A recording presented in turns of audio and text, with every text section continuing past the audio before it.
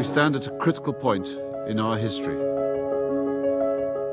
Hi, today we are going to talk about how once a UNESCO heritage site has fallen prey to proxy war. Now, what is proxy war? The simplest way to put it is when two countries instigate war between other countries or groups without themselves being a part of it. Now let's see how Yemen is at proxy war. The first player of this war is Ali Abdullah Saleh, former president of Yemen. He was accused of marginalizing people of northern Yemen, and people rebelled against him to leave the presidentship. Here comes the second player, Saudi Arabia. Saudi Arabia and other Middle East countries constitute the Gulf Cooperation Councils.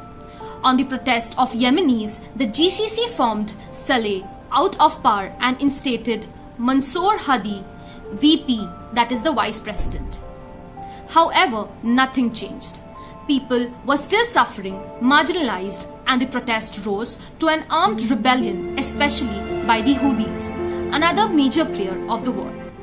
Who are the Houthis?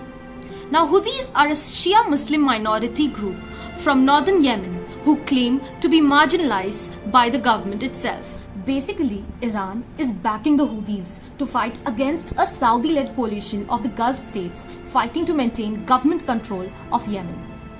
On the other hand, the Saudi-led coalition has been incessantly bombing Yemen to re-establish the government of Mansour Hadi. This war has had mass civilian casualties. In 2015, the United Nations had declared it as the worst humanitarian crisis. 24 million people depend on humanitarian aid, and 11 million children need help in Yemen. After the Saudi-led airstrike ruined the port's industrial cranes in August 2015, there has been an indiscriminate block for humanitarian supplies to reach. The conditions are so horrific that their healthcare sector has collapsed, and it is impossible to tell who has died from what. About 13 million people are facing starvation since October 2018.